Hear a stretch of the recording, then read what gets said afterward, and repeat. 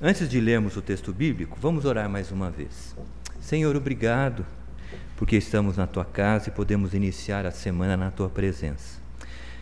O Senhor já tem nos abençoado através das leituras, das orações e dos cânticos. Agora queremos Te pedir que, na Tua misericórdia, Tu continues a falar conosco através da Tua palavra. Ilumina a nossa mente, ó Deus, para compreendermos a Tua verdade e ajuda-nos, ó Deus, a compreender esta verdade, vivê-la no nosso dia a dia. Apesar de mim, ó Deus, ajuda-me a ser objetivo, simples, claro, ó Deus, e fala ao nosso coração, porque é em nome de Cristo que nós oramos. Amém. Então o texto nos diz assim, 1 Coríntios 1, 10 a 12. Rogo-vos, irmãos, pelo nome de nosso Senhor Jesus Cristo, que faleis todos a mesma coisa, e que não haja entre vós divisões, antes sejais inteiramente unidos na mesma disposição mental, no mesmo parecer. Pois a vosso respeito, meus irmãos, fui informado pelos da casa de Cloe que há contendas entre vós. Refiro-me ao fato de cada um de vós dizer: eu sou de Paulo, e eu de Apolo, e eu de Cefas, e eu de Cristo.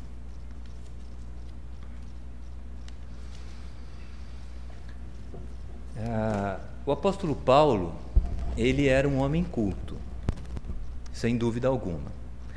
Ele conhecia muito acerca do judaísmo.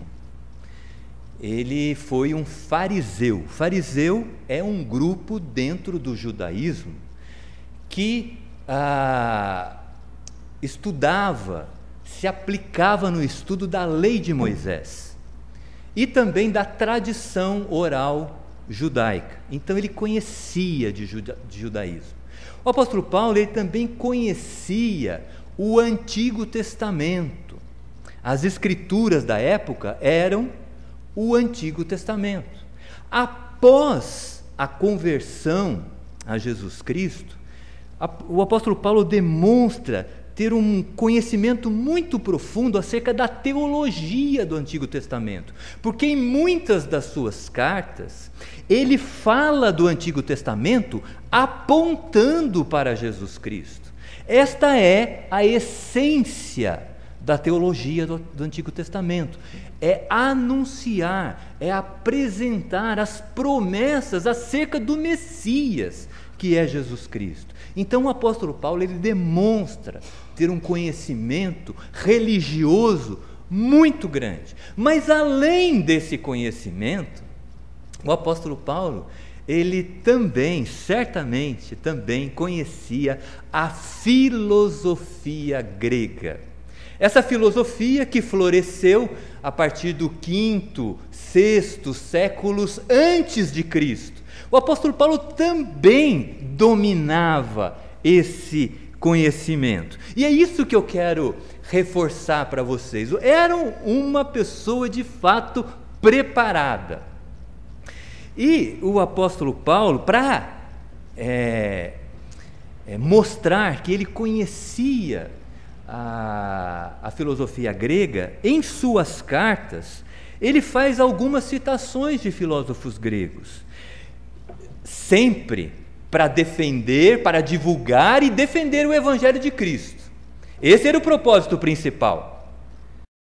Mas ele usava também o conhecimento e fez algumas citações de filósofos gregos. Por exemplo, lá em Atos, vocês não precisam abrir, mas lá em Atos 17, 28, é dito, o apóstolo Paulo falando aos atenienses, que em Deus nós vivemos, nós nos movemos, existimos, como alguns dos vossos poetas têm dito. Aí ele diz, abre aspas, porque dele também somos geração.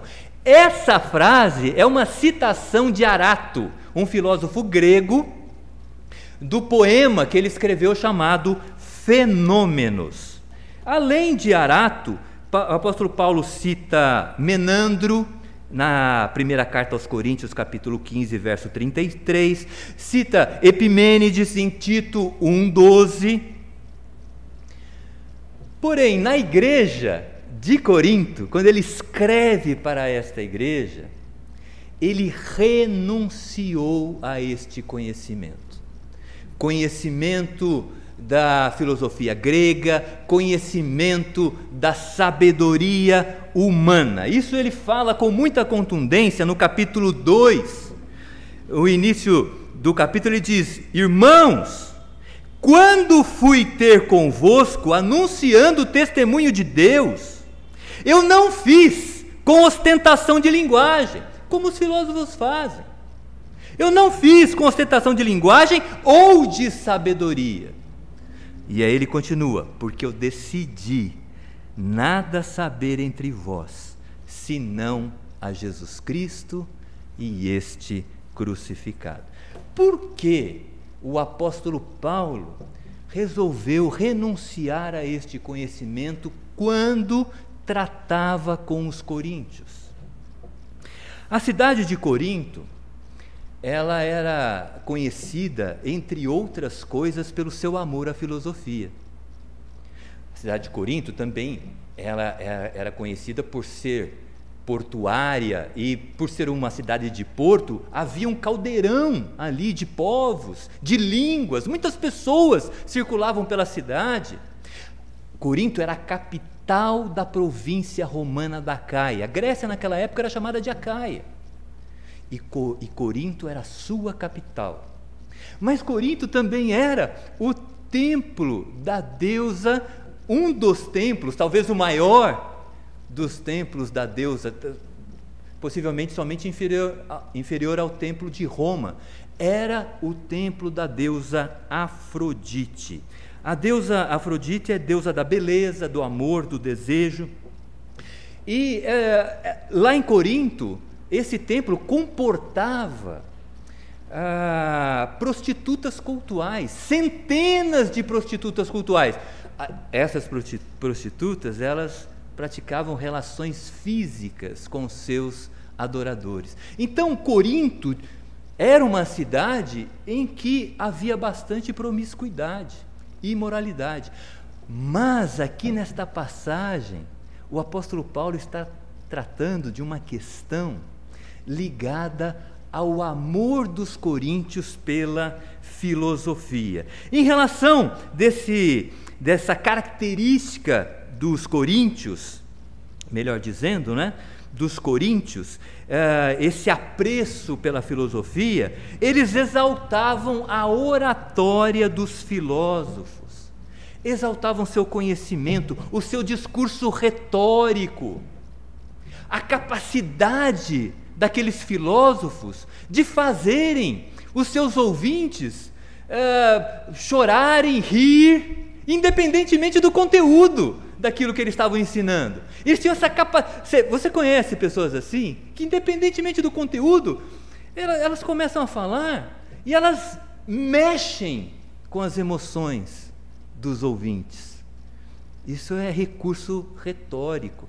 Os filósofos tinham isso bastante. Então, em Corinto havia esse costume de exaltar, de elevar os mestres filósofos. Eles diziam assim: eu sou discípulo do filósofo tal. O outro: eu sou discípulo do filósofo Cicrano. Eu sou discípulo do filósofo Beltrano. Essa atitude nós denominamos de culto à personalidade. Culto à personalidade. Nós vamos trabalhar isso aqui na mensagem. Então, esse costume que os coríntios tinham, quando eles entraram para a igreja, eles continuaram com esse modo de exaltar os mestres, agora mestres da igreja. Isso provocava divisão. E o apóstolo Paulo foi informado acerca dessa questão que havia dentro da igreja pelos da casa de Cloé. Cloé era uma irmã lá que participava da igreja de Corinto. O texto que eu li dizia que ela era uma pessoa bastante piedosa, e os membros, parte da família dela, entrou em contato com o apóstolo Paulo para falar acerca do que estava acontecendo em Corinto. O texto nos diz, o apóstolo Paulo falando: olha, a vosso respeito, meus irmãos, dizendo lá para a igreja de Corinto, eu fui informado pelos da casa de Cloé, da família de Cloé, de que há contendas entre vocês, de que há dissensões, divisões. Refiro-me ao fato de cada um dizer: olha o que eles estavam dizendo, eu sou de Paulo, o outro, eu sou de Apolo, o outro ainda, eu sou de Cefas, e um quarto grupo, eu sou de Cristo. Percebem como esse costume ligado aos mestres filósofos foi transposto para dentro da igreja?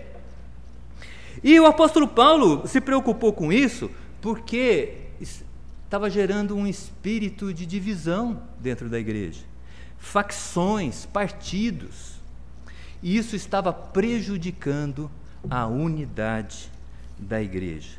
Qual foi a atitude do apóstolo Paulo diante dessa situação? Bom, primeiramente, eu já disse para vocês, lendo lá o texto do início do versículo 2, o apóstolo Paulo decidiu pregar o evangelho sem ostentação de linguagem, sem exibicionismo, de modo simples, pregando a cruz de Cristo, pregando o evangelho da maneira que as pessoas pudessem compreender. E de acordo com o seu espírito pastoral, quando ele tomou conhecimento dessas divisões dentro da igreja, o péssimo clima que havia ali, ele se sentiu impulsionado a auxiliar esta igreja que ele havia fundado. Foi ele que organizou a igreja. Ele estava em outra cidade, ele estava em Éfeso, mas mesmo assim, ele se dispôs a ir a escrever e depois a ir à cidade de Corinto para ajudar na solução desse problema e outros problemas que havia na igreja também. Mas hoje nós vamos focar nesse problema. E, além de tudo, o apóstolo Paulo experimentava forte oposição. Afinal de contas, eram 4 grupos dentro da igreja, Um era em nome dele, mas os outros 3 grupos não nutriam nenhuma simpatia pelo apóstolo Paulo. Alguns até não gostavam dele, mas movido pelo seu espírito pastoral, ele não deixou de auxiliar aquela igreja e resolver esse problema que havia surgido. Então vamos entender melhor, aprofundar essa questão aqui no texto, como que essas coisas aconteceram detalhadamente. Então nós estamos diante de uma igreja, conforme o texto aqui da Epístola aos Coríntios, nós estamos diante de uma igreja dividida. Havia partidos dentro dela. O texto está dizendo, alguns diziam, eu sou de Paulo, outros, eu sou de Apolo, outros de Cefas e outros de Cristo.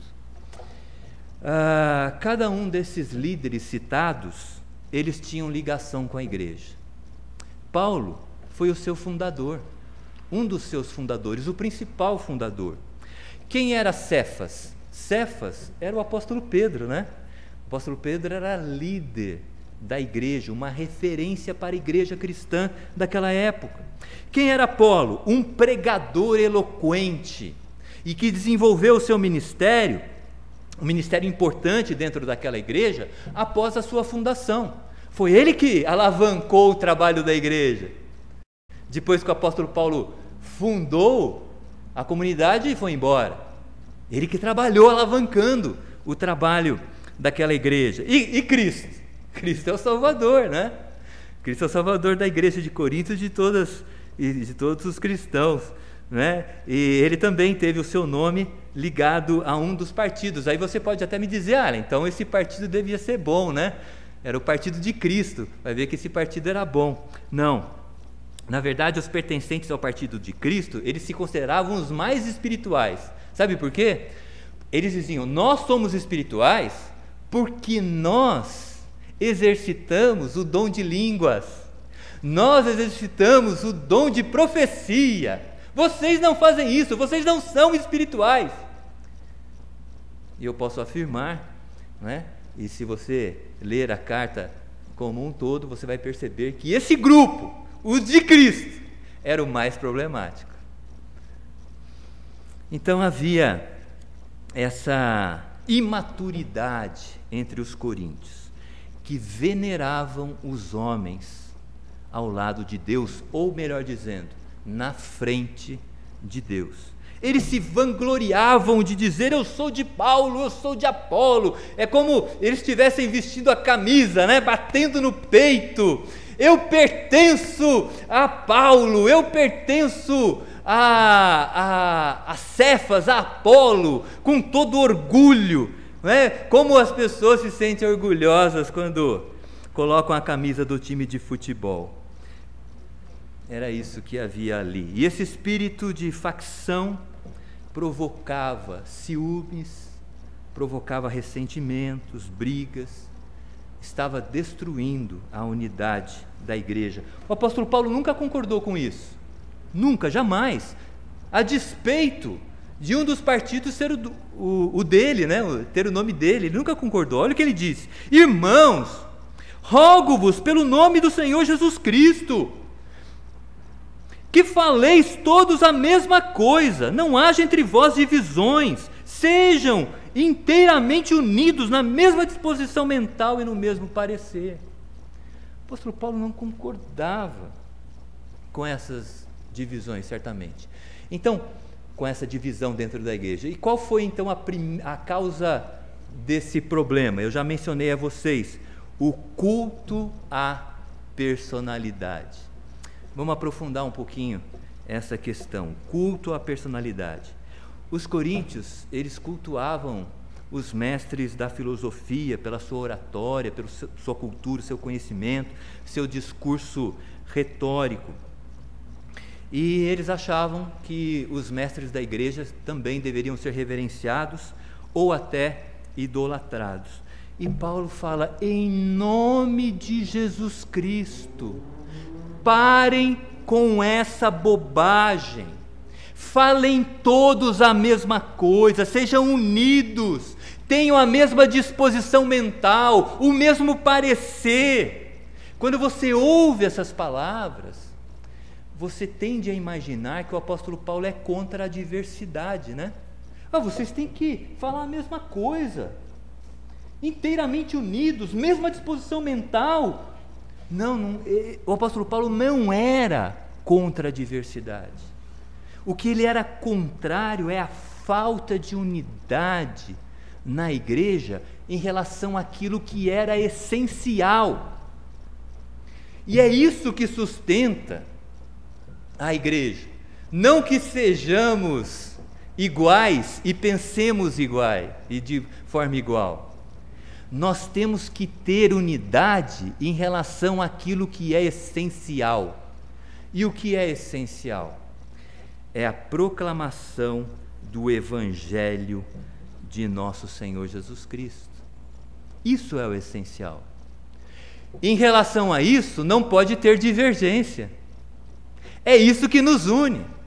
Estava conversando agora com o Vartan e com o Armen, as experiências que eles tiveram. O presbítero Vartan, nós sabemos, esteve na Armênia, visitou uma igreja evangélica na Armênia. O presbítero Armen estava dizendo que esteve com a esposa numa cidade pequena na costa oeste dos Estados Unidos, entre São Francisco e Los Angeles, e eles saíram de manhã, ouviram um hino, entraram na igreja, era uma igreja presbiteriana, né?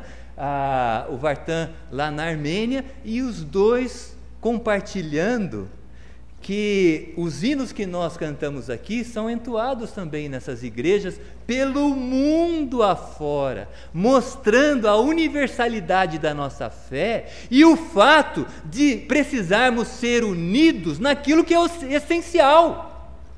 O que é essencial? É o Evangelho de Cristo. Vivermos este Evangelho, conhecermos este Evangelho, divulgarmos o Evangelho de Cristo. O apóstolo Paulo, então, ele não é contra a diversidade, quando ele pleiteia aqui a favor da unidade. Ele é contra essa divisão que por vezes surge na igreja pelo fato da exaltação do homem e não de Deus. Aqui no capítulo 3, versos 5 a 7, o apóstolo Paulo fala uma coisa interessante, mostrando que nós somos todos servos de Deus. Eu, presbíteros, diáconos, membros, todos nós somos servos e servas de Deus. E como tais, nós devemos atuar de maneira cooperativa. Olha o que ele diz. Ele cita Apolo e o nome dele novamente. Lá no capítulo 3, verso 5, ele diz: quem é Apolo? Quem é Paulo? Os dois que são diretamente ligados à igreja de Corinto, né? Paulo fundou a igreja e Apolo foi um pregador importante naquela igreja que alavancou o trabalho, fê-lo crescer. Diz o texto aqui: quem é Paulo? Quem é Apolo? São servos por meio de quem crestes. Isto conforme o Senhor concedeu a cada um. Ou seja, nós todos somos servos. E Deus concedeu a nós dons. Estes dons nós devemos utilizar para quê? Para servir a Deus, para conhecer melhor o Evangelho, divulgá-lo, para viver o Evangelho dentro e fora da igreja. E ele continua: eu plantei, Apolo regou, mas o crescimento veio de Deus. Então quem dá o crescimento para a igreja não é o homem, é o Espírito de Deus. Portanto, nós devemos ser dependentes de Deus, de modo que nem o que planta é alguma coisa, nem o que rega, cada um usando o seu dom na sua área, mas Deus que dá o crescimento. Então, nós devemos ser todos cooperativos nesta obra. Se houver alguma demanda que gere divisão, isso precisa ser afastado. E normalmente essas demandas que geram divisão estão ligadas à exaltação do homem e não à exaltação de Deus. Por isso o apóstolo Paulo resolveu não ostentar na linguagem. Resolveu não falar-lhes em termos de sabedoria humana. Ao contrário, ele pregou a mensagem da cruz, a ressurreição de Cristo, para que todos entendessem. Paulo queria que os coríntios reverenciassem a cruz de Cristo e não a eloquência do mensageiro. Paulo desejava que os coríntios afirmassem com alegria: que Salvador maravilhoso, não que mensageiro maravilhoso. Então, Paulo enfrentou essa questão, a divisão na igreja, o motivo da divisão, esse culto à personalidade, e ele atuou pastoralmente para corrigir o erro.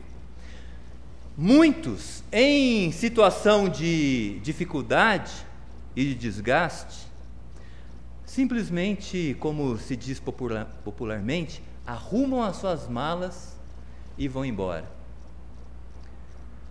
Podia até ser, né? Certamente seria, se o apóstolo Paulo fizesse isso, arrumasse, né? Entre aspas, arrumasse as suas malas e fosse embora, talvez fosse mais confortável para ele, mais confortável para aqueles irmãos em Corinto. Mas ele não fez isso, porque ele amava aquela igreja, e ele confiava que Deus poderia transformá-los, porque é Deus quem nos transforma, através da sua palavra. Nós só precisamos conhecer esta palavra e transmiti-la. Sabe o que transforma o homem? Não é a sabedoria humana.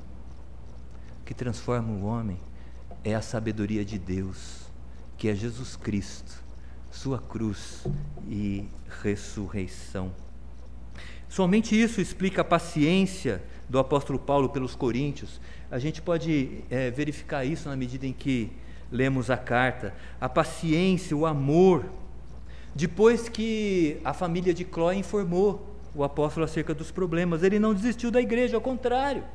Ele foi lá, ele admoestou por meio de cartas, por meio da sua presença, ele repreendeu, ele procurou corrigir, ele explicou, ele argumentou com aqueles irmãos que muitas vezes eram teimosos, arrogantes, insubmissos, mas ele não perdeu a esperança, continuou fazendo o seu trabalho. E é por isso que eu separei para a nossa liturgia o texto da segunda carta de Paulo a Timóteo, no capítulo 2, que mostra como nós devemos atuar como cristãos.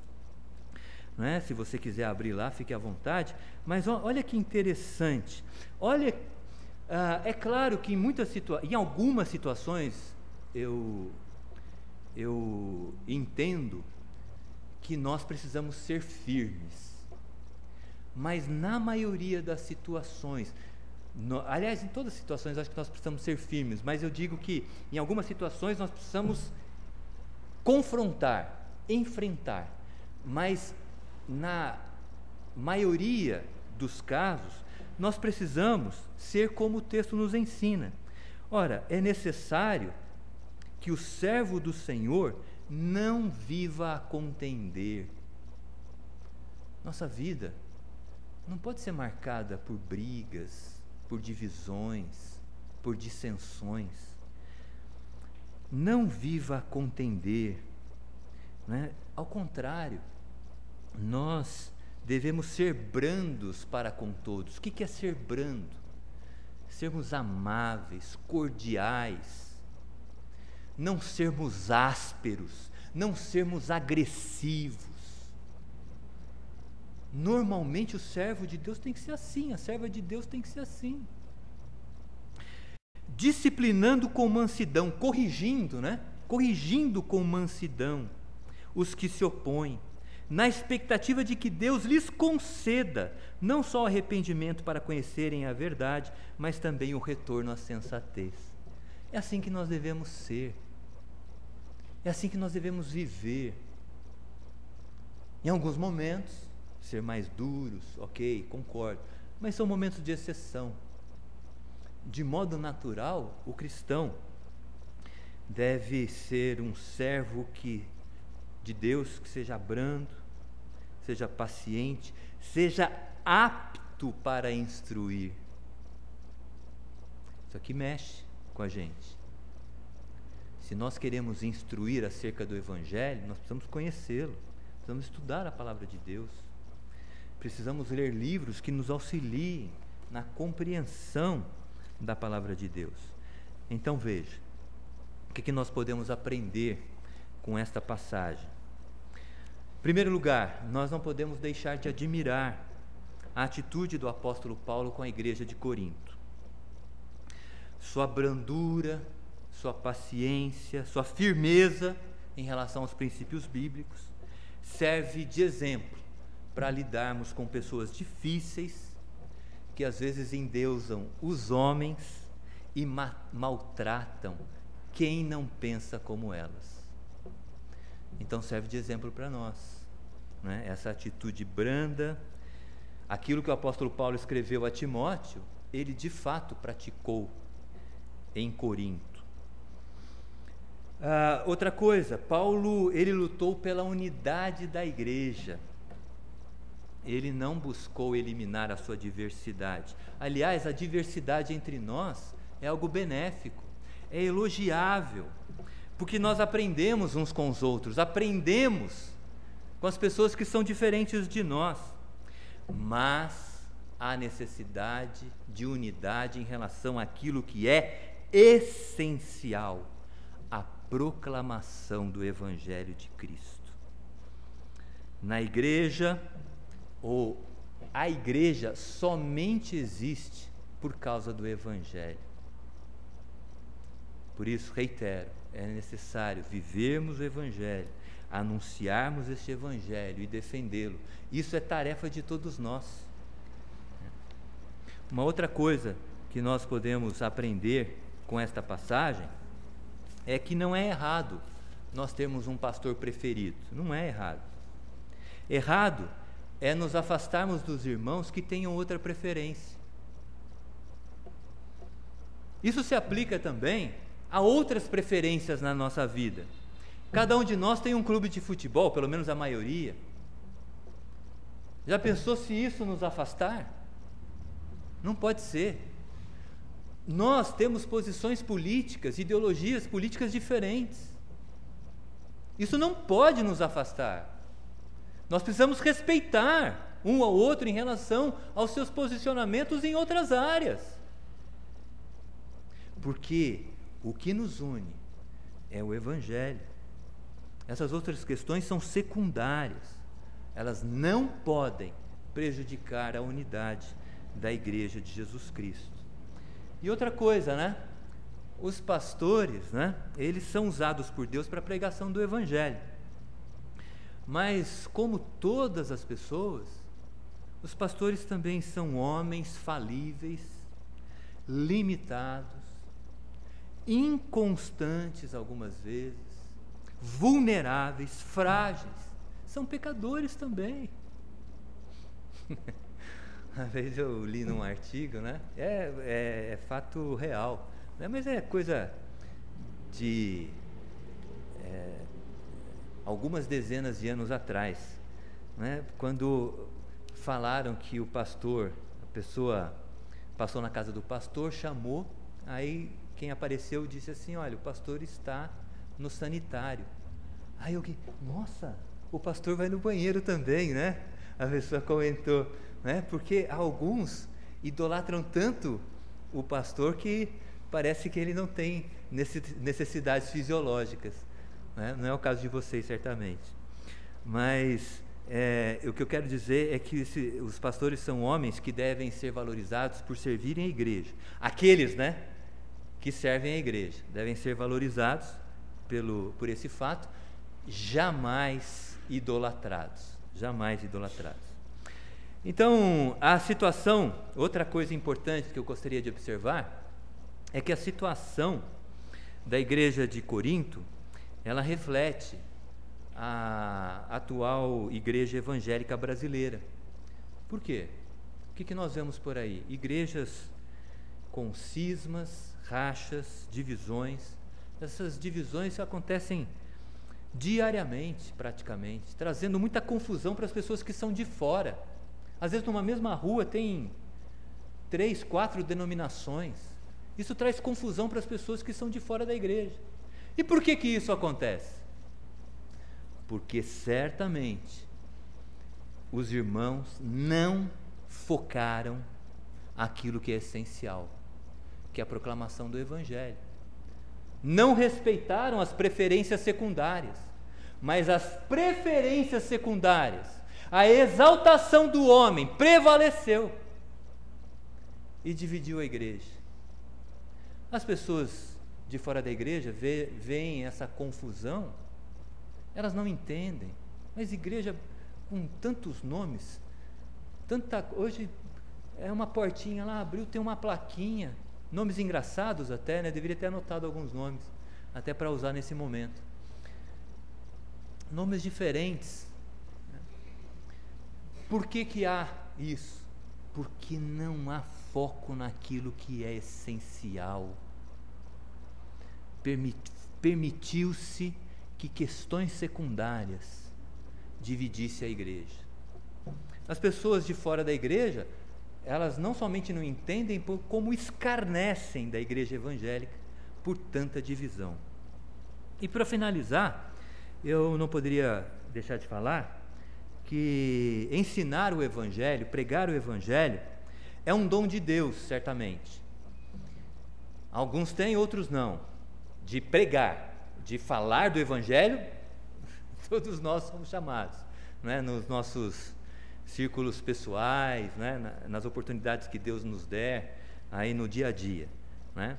Mas pregar o evangelho, fazer uso do púlpito, é um dom de Deus, mas ele também deve ser aperfeiçoado através do estudo, do conhecimento, da cultura, do uso de técnicas de comunicação, retóricas. Tudo isso é importante, mas o que é necessário ser observado é que as técnicas humanas não podem obscurecer o brilho da luz de Cristo, porque é Jesus Cristo, sua cruz e ressurreição, que restaura o homem, que transforma o homem.